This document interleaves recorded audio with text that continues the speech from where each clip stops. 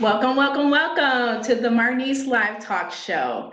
And happy Earth Day to everyone. I am your host, Marnice Jackson. And tonight we will have two wonderful guests as we build off our environmental and climate justice theme for the month. Now, today I said Earth Day is Earth Day, but Earth Day is every day. And so tonight, I would like to highlight two members of the Divine Nine sorority, Delta Sigma Theta Sorority Incorporated, who are doing phenomenal work in the environmental and climate justice field. Tonight, we have Courtney Harmon of the Woodlands, Texas, and Teresa Haley of Springfield, Illinois.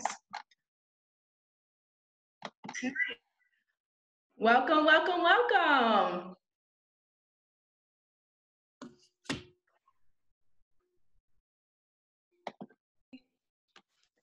Welcome, welcome, welcome to the Marnice Live Show. Hey, Marnice. Hi. How you doing? Hanging in there. Homeschooling is so much fun.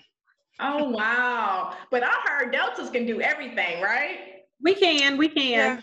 All right. So before I tell you more about Miss Courtney Harmon and Miss Teresa Haley, let me give you some background of Delta Sigma Theta Sorority Incorporated. So Delta Sigma Theta Sorority Incorporated was founded January 13, 1913 by 22 women, collegiate women at Howard University. These students wanted to use their collective strength, promote academic excellence, and to provide assistance to those who are in need. Thank you so much. And so Delta Sigma Theta Sorority Incorporated has done so many wonderful things, like being involved with the women's suffrage movement and the March on Washington. Delta Sigma Theta has wonderful prominent members, and we have two today to talk about environmental and climate justice. So Courtney Harmon, let's go to you. I'm going to tell people about your profile, but before we do that, how are you guys hanging in there? We're good. Just good. Just working, you know. Being a safety professional means you're really busy with COVID, so. Wow, and we're going to talk a little bit more about that. And you have like 15 years of progressive experience in international and domestic environmental health and safety compliance and strategic EHS planning. Could you tell us more about that, Courtney? Well, my major was occupational safety and health. And so pretty much how I try to explain it, especially to my 9-year-old, is that my job is to protect people, property, and the environment in a work setting. So that's pretty much what I do in a nutshell when you simplify it. Okay, great. So Miss Teresa Haley, to me, it's President Haley of the NAACP Illinois State Conference, and she is a longtime civil rights activist, public policy advocate, professional trainer, and dynamic speaker. And so President Haley, how are you doing? Tell us more about yourself. Well, I'm doing well, just out here fighting the power, making sure that Black folks are keeping themselves safe. We don't want you to buy the okie doke when they're opening up some of these states. Stay home. Mm-hmm. Great, thank you so much. And so President Haley also just won a national NAACP Image Award this year, February 22nd, 2020. Congratulations, President Haley. I should have brought my award. It's sitting over on the table. Let me go grab it. Hashtag Black Excellence. Hey. Yes. Black Girl Magic. Oh my goodness, Black Girl Magic. Thank you so much. And so, Teresa, you was the first Black regional chairperson of the American Red Cross for the Central and Southeastern Illinois region, serving 49 counties. Tell us more about that. Well, it started out with 49 counties and it went up to 64 before I left. I served 2 terms as the regional chair for the American Red Cross, responding to disasters. And one of the things that I really liked about the partnership with the Red Cross and the NAACP, disasters happen without warning. They come in the middle of the night and they don't discriminate. So look at what's happening now with COVID-19. Mm-hmm. Mm-hmm. Right. Thank you so much, President. And for those who don't know, this is my cousin Courtney, and she's going to also tell us more about where she works, because she works for so many different organizations and she protects people while, you know, they're working, like Dr. Martin Luther King did when he was advocating for the workers down in Tennessee because they were working in harmful conditions. So you work for organizations like Amazon, GE, Halliburton, Chrysler, Consumers Energy. Oh my goodness, Consumers Energy, Lord Jesus, Toyota Technology Center. And so, you know, how do you encourage people to get involved with the environmental protection of employees side of, you know, environmental and climate justice? So in the work environment, especially in corporate America, what we do first is we start with our risk assessment. And that risk assessment is your inherent risk where there was no controls in place, because that's what, you know, where we're hired to do. So what we do is like, what can actually hurt people, property, or the environment?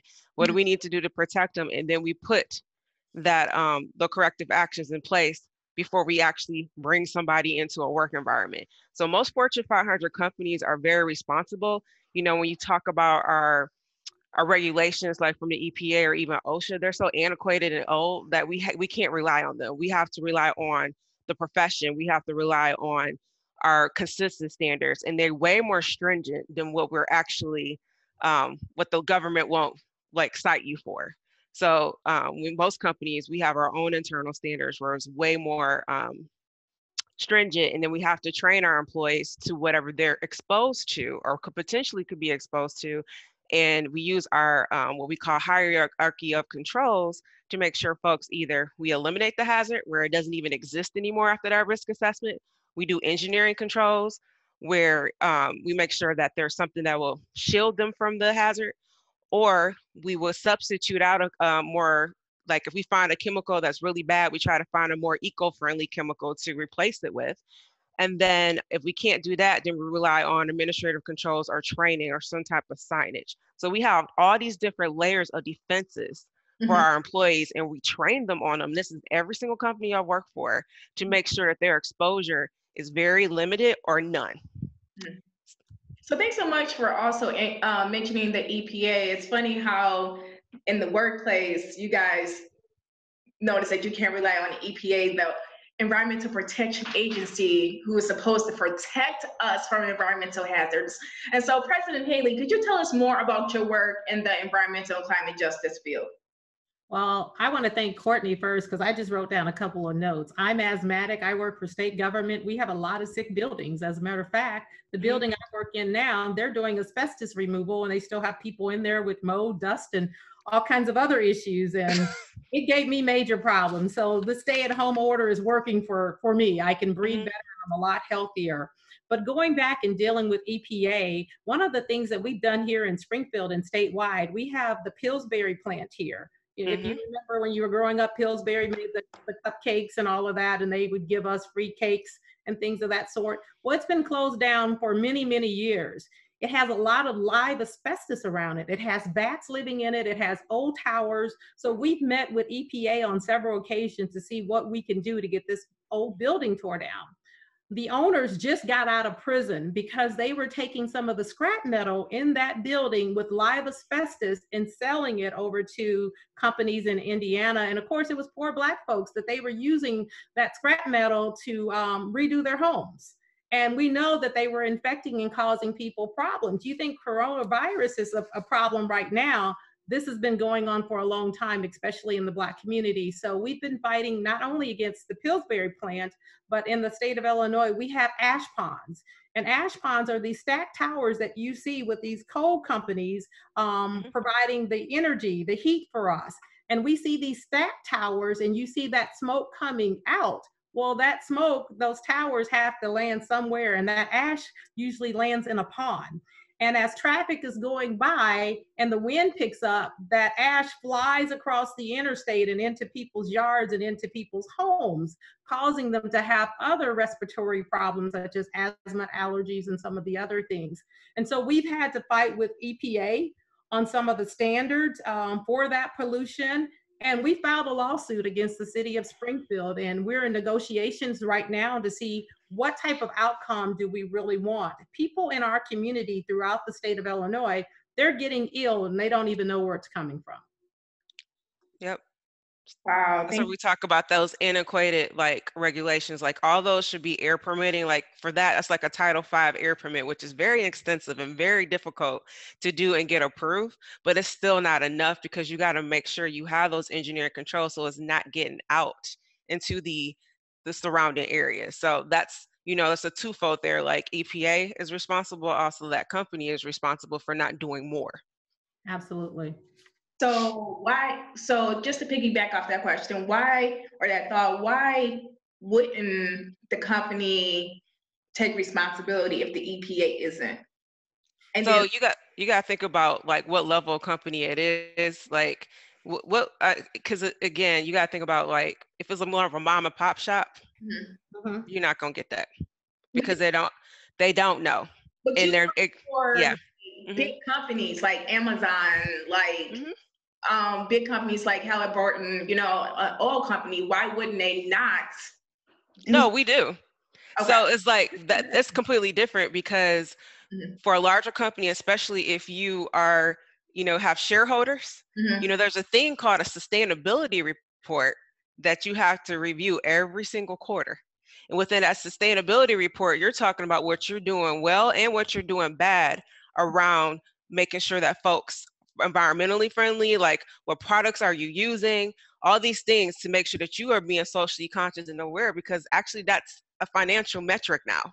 So it's something that's, triggering like Fortune 500 companies to make sure they have that report in there. And they give out awards to like employees now who comes up with the best idea, who can be more sustainable. It's all about this continuous improvement methodology. And most companies that I've worked for, where like I live in Texas, for example. So every big company in Texas right now has to have a pollution prevention plan. It's our P2 plan, and it's a 5-year plan. And every 5 years, you have to renew that plan, and it's data driven. And you have to like look at all your waste streams, look at all the chemicals that you're using, and figure out how you're going to use everything and waste nothing. And year over year, have some improvement on that. So there's stuff in place, and folks are way more stringent. But I think a lot of times you don't have that visibility because you're on one end, but I'm on the inside trying to make sure we don't have issues or have bad reputations or doing stuff that could really mess people up in the surrounding community. Okay, so back to Teresa, because I'm gonna come back to you, Courtney. Based on your advocacy work, Teresa, and organizing experience, what has been some pitfalls that Black, Brown, people of color, white, low-income people are, they don't really want to get involved with the environmental and climate justice movement? I mean, you have been on the ground, you are the president of the largest civil rights organization that's pretty much predominantly Black. So why wouldn't people want to get involved in this movement if we have these environmental impacts in our backyard? Well, it's kind of like COVID-19 right now. Some people still aren't taking it seriously until it hits their family. Some people still think it's a conspiracy. The same thing happens with dealing with environmental and climate justice. Until people are directly impacted by it, a lot of people aren't going to take it seriously. But what we try to do is to make sure that we're educating and we're communicating with our communities about the seriousness and the dangerousness. I hear Courtney just say that she lives in Texas. Well, I have family and friends who live in Texas, and they're like, girl, you should move to Texas. I'm like, you guys got too many oil refineries. So you think of explosions, you think of all the Black people, poor people that live around oil refineries. The housing is cheap, but there's a cost associated with that. As Marnise, when we went to West Virginia to testify before the U.S. Department of Environmental Justice and EPA, these are serious issues. And it seems like our community We don't seem to be educated on the issues. We don't take the issues seriously. Growing up as a poor kid in a housing project, we used to have trains that came by. Those trains would stop and they would park those carts there, and we didn't know what was on the cart. It would be filled with this black, pretty dust. And we needed to get across the tracks, and there was no way to get across the tracks but to climb up into some of those trains. And we would make a ball and we would throw coal at each other, not realizing the impact that it was having on our lives, on our skin, and the long-term effects. I mean, nobody told us this is dangerous, you shouldn't be here. They would park it in poor neighborhoods. So think about all of the train tracks and all of the carts that have been left on the side of the road going down to Louisiana and Mississippi. Kids today still have those things out there and they're playing with it and they don't understand. So education is key.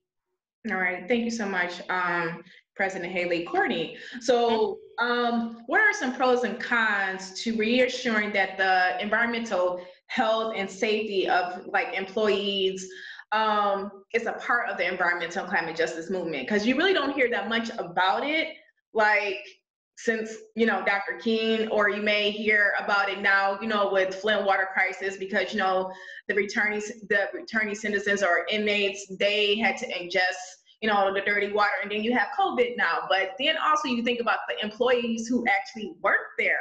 You don't never hear about why isn't this a part of the environmental and climate justice movement. So could you speak more about like the pros and cons? Is it because of, you know, some of the organizations that is in direct conflict with the environmental justice movement, i.e. like Halliburton? It's so funny because I understand there's inherent risk with every single business, and I find it funny. And we kind of got into a little bit over this before. Mm-hmm. It's like we want to attack the oil and gas industry, but you in Michigan right now, mm-hmm. Automotive has risk. There's Dow Chemical up there, they have risk. You mm-hmm. have DuPont, they have risk. You have 3M, they have risk, and they are all in the same boat in the same areas around certain folks. And so when you think about when some of those buildings were first built, there wasn't population around that. Like I used to support an explosives building. It was literally in the middle of nowhere for a reason, to stay away from people. Now, granted, some of those buildings were built in like 1947 and folks were ignorant, and like OSHA didn't come around to 1970. So those older buildings, yes, they built around communities. But if you think about now, when people are building now, they try to find places where there's less life in the area. And then they also look at like to your point, where is the wind going? Like we have to do all these things as environmental health and safety professionals. That's all of the things that we're doing for. And when we talk about our employees, like in a work environment, it is a privilege of operation to do the right thing. So again, how do we handle it with our employees? It's about training them on how their work processes and like how to make sure when they dispose of things, where does it go? Making sure they're segregating the material so it can be either recycled, or it could be donated, or it can go out and be disposed of properly by a third-party vendor that's also audited from us to make sure that they're doing the right thing. So again, even Halliburton, all the companies I work for have done the right thing when it comes to our employees, because we understand they are our number one asset and they have to be informed. Mm-hmm. That's why you have material safety data sheets. Like this hazard communications program is a global program worldwide. Mm-hmm. Folks have to know what they're being exposed to. And again, we use the hierarchy of controls to make sure that their exposure is either eliminated or at so low risk that is not going to hurt them over time. Now, granted, you hear a lot of these stories about these other companies back in the day with your asbestos. You really shouldn't touch it at all. Like if you know you got asbestos in your building, just don't even disrupt it, because it's like so minute, it will get in your lungs. And if you don't use a wet method, guess what? It's going to be bad. So it's like when I worked at Chrysler, for example, that building was 1947. Whenever one of those pipes fell down, we told people to stop work, move out of the way, because you assume there's asbestos on that thing. And you want to make sure it's like there's nobody in that area, because it can be in their breathing zone and they can get sick. So these are all the things that we train folks to look out for, to make sure that they understand what could be risk at work. Okay. So thanks so much. I'm gonna go to the audience. Hello, I see Rajan. How you doing, Rajan? And thanks so much for one of our top viewers for coming back on, Ashley Jackson. Hello, Tim Jefferson. How are you doing? And so I have a comment from Rajan. He said, "I'll be honest. I feel like it's so many things to worry about. Environmental has a less immediate impact that is never in the forefront of my mind." You guys have any thoughts about that? My first thought is, wow, with COVID-19, how can environmental not be in the forefront of your mind? This is an airborne, transferable. We are wearing masks around the United States like other countries, and we never thought we would get there. When we return to the workplace, we'll be wearing masks. That's an environmental and climate justice issue. So we have to think outside of the box because it's here. It's part of our reality. All right. I look at it as because people don't understand the value it brings. And so like a lot of times when I have interns at my job, I give them, when you being environmental friendly and being environmental conscious translates into money. And so that's when everybody listens and perks up and listens. So if you are able to go through all your waste streams and identify what your top 5 are and eliminate or reduce it and save the company money, guess what? You done did a bang for your buck. You done did something right. But then everybody was like, wait, maybe we should focus on this more. But then also to your point, like, this health crisis that we're having, because it's more of, our biohazards that's going on right now. Mm-hmm. That should be on the forefront. And I'm like, it's so sad that like a lot of folks never knew what an N95 was unless you worked in healthcare or in my profession. But now everybody knows about PPE, which I love. But at the same time, it's like, it's really sad that we had to be in this type of situation for you to do that. So you should be aware, should be conscious, and think about when you go to work tomorrow, like what kind of chemicals are you using? What type of material are you using? And then what is your company doing to protect you from it? And a lot of smaller companies probably don't have mechanisms in place to protect their employees, but the larger ones do.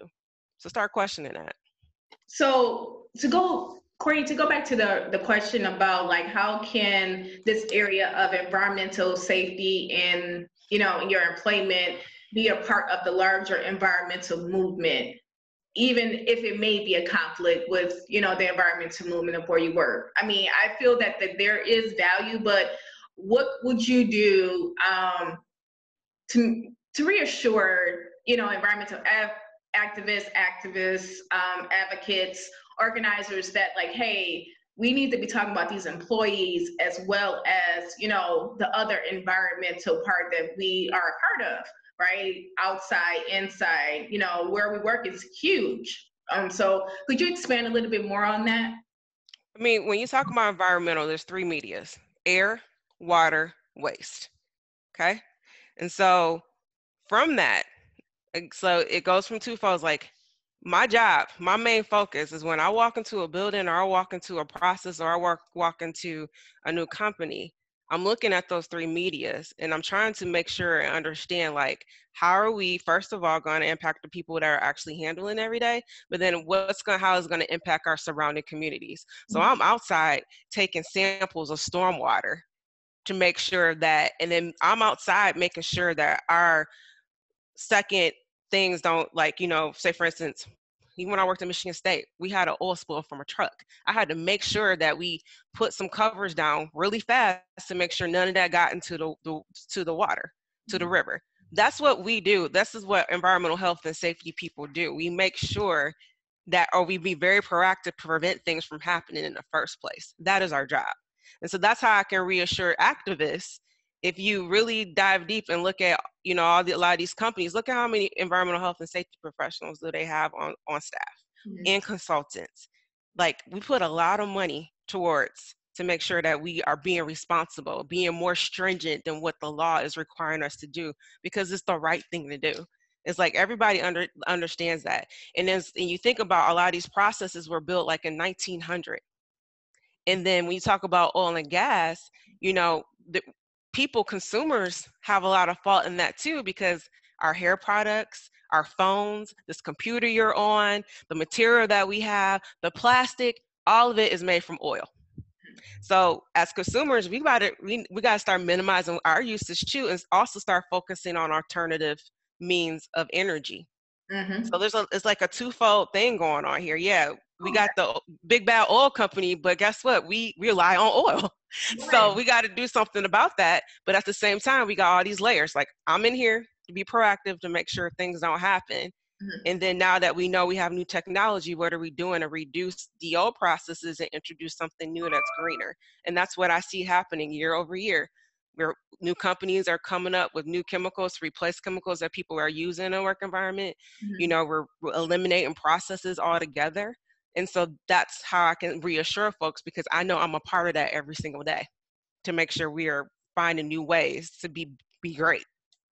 Thanks so much. Yeah, we all play a part in some of the injustices that happen to us, you know, driving our cars, that is like the biggest pollutant.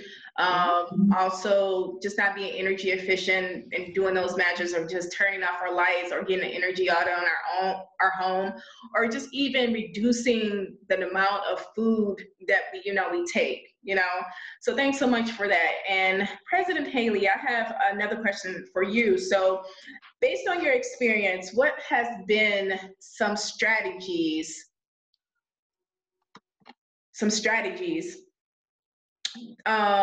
that you found successful so people can get involved in the environmental movement? Well, some of the things that I think have been great for us to do is to hold town hall meetings and now Zoom meetings to educate people about what's happening in terms of pollutants in their community.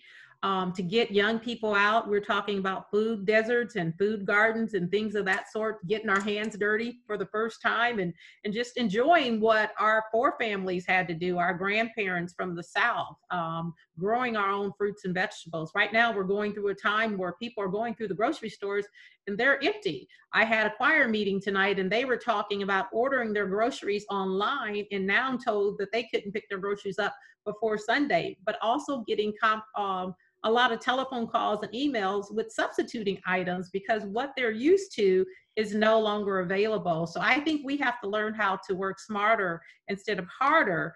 The other thing I would recommend that we need to do more of is have like shred days. Find things that we can do in our community to help our Mother Earth. As we know, I see the earth is cleansing itself. There are less cars traveling. We're talking about insurance companies giving a kickback to most of us. I haven't driven 20 miles in the last 2 months. So those are some things that we have to think about to be environmental friendly and environmental safe. Doing projects at homes with our kids, teaching us how to do more recycling. I can tell you when my kids were little, yes, we would recycle and wash out the Pepsi cans before putting them in the garbage can. But as they got older, nobody wanted to do anything like that. And plus the return on turning those aluminum cans in didn't amount to anything. But I think we're living in a time today where we need to start doing more of those things. I thought it was interesting how Courtney talked about the 3 mediums. And if you think about those things, we need those things to survive. And we need food, clothing, and shelter, Maslow's hierarchy. We don't see a lot of those things. As you stated earlier, people are losing their jobs. So keep your faith. And if you don't believe in God, whatever you believe in, depend on that. Make sure that you're reaching out to family and friends. You're talking about being environmental sane during this time. There are a lot of people who are depressed right now because they don't have people to talk to. Call a person. We don't use our telephones anymore the way we used to. I know Courtney talked about putting the phone down, but we're talking about putting down those cell phones, but maybe picking up that landline if you still have one, and reaching out to people, because it really does make a difference. Neighbors helping neighbors, going back and doing some of the things the old way that we used to do. In terms of our goods and services, I know my daughter and my granddaughter, they sick of black eyed peas right now because I cooked them on Sunday. We still eating them. They're like, do we have to eat this again? Going back and enjoying some of those leftovers or putting them in the freezer and taking them out. How many of us can actually say that we can go to our freezers and we can find items from 6 months ago that we said that we were going to cook, and we decided that we didn't want it at that particular time? Now is the time to start reinventing the wheel and using a lot of the products and services that we have in our own homes. Thank you so much, President Haley. All right, so we're going to go into how we can start being more accountable to our communities and how we can stop making excuses, right? Because a lot of us do that, you know, when we're talking about social justice issues and just life issues in general. So what you both are a part of a wonderful historic organization that has done some wonderful things in the community. I want to give a shout out to the Pontiac Alumni Chapter here in Pontiac, graduate chapter of Delta Sigma Theta Sorority Incorporated. And of course, my home school, Eastern Michigan University, Delta Beta, and OU, Courtney. Omicron Zeta. Pontiac was my old chapter too when I was in Michigan. So that is one of my home chapters too. I love them. They really do a lot in the community. When I was on campus, they showed up. So I have to say, how can Black Greek letter organizations as a whole come together and be more intentional, like to do more environmental and climate justice work, right? Because I know we all have our big initiatives. I know we have our projects, but how can we become a unified force? Because we have people dying, right? We have lead in the water. We have, you know, I can speak for Michigan, right? We have lead in the water, Flint. We have Detroit with the shutoffs. You're in Springfield, right? And Illinois has a lot of environmental impacts, right?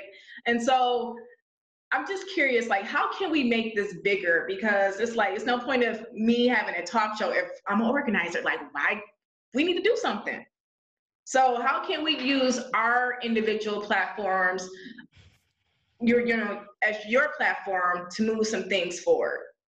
Well, one of the things that the NAACP does is we have a national partnership with all of the Panhellenic, all of the members of the Divine Nine, the Eastern Stars, the Masons. So I would tell all of us to get involved. If you're not a member of the oldest civil rights organization, to please join the NAACP.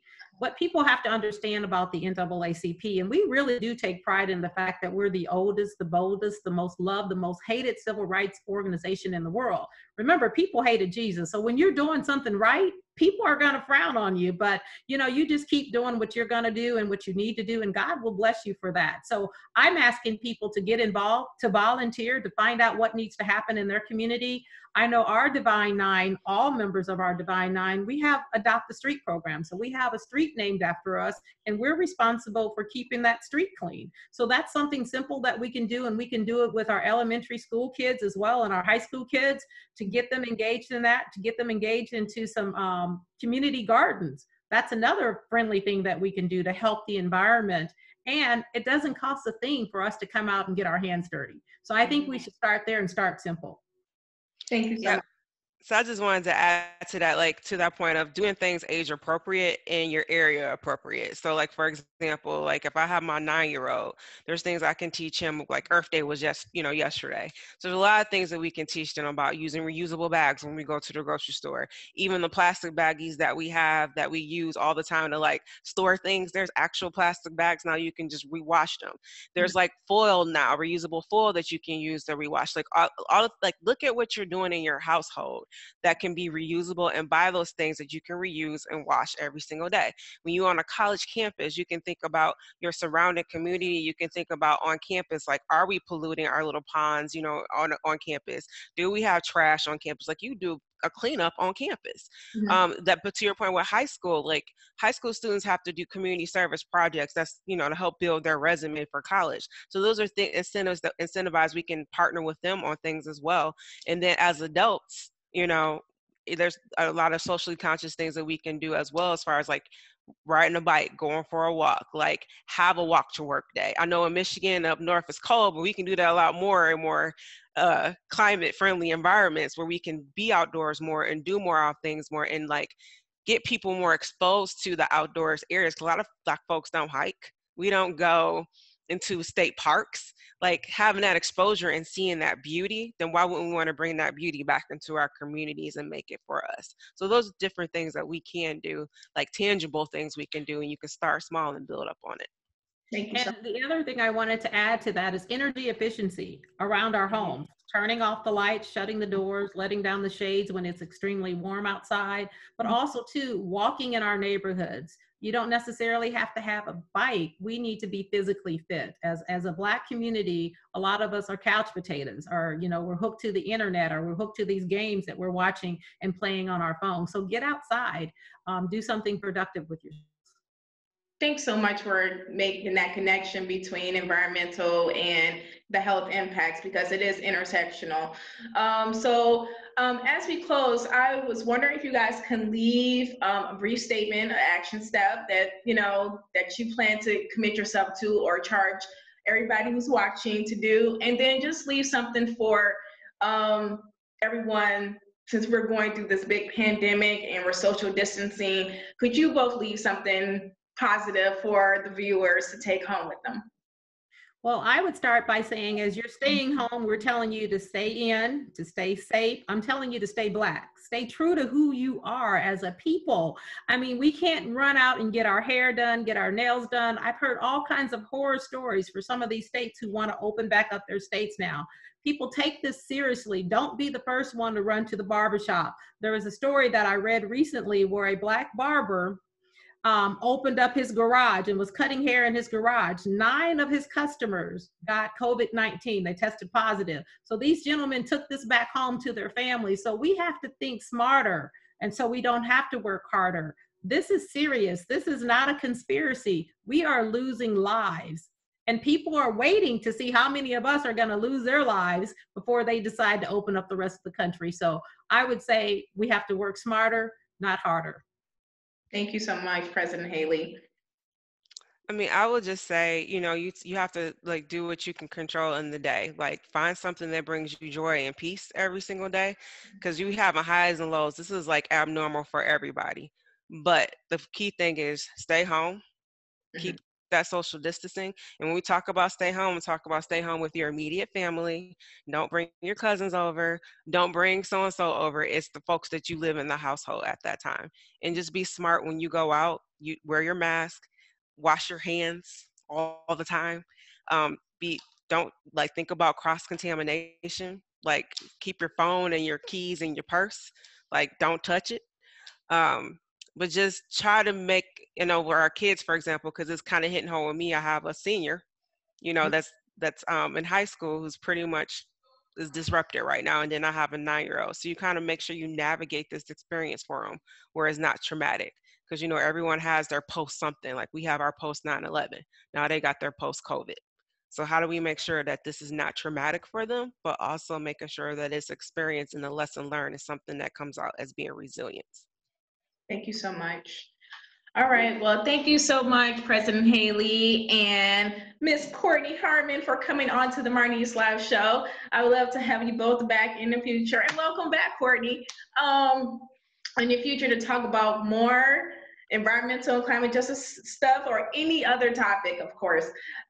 So be safe and continue to do the awesome work that you're doing, advocating for environmental and climate justice, and also making sure that employees stay safe, Courtney. So have a wonderful night, and I am going to say my last closing thoughts to everybody. That again. I'm surprised you guys didn't do your call, but I'm not gonna tokenize y'all like that. I mean, she was trying to token me all day. She's like, "Wear your weird shirt. Why you don't got your letters?" And I'm like, "People know I'm a Delta. I've been a Delta forever. Like, come on now." Right. All I gotta have on is this. Thanks so much, though, you guys, for coming on. Thank you for having us. Thank you for your leadership.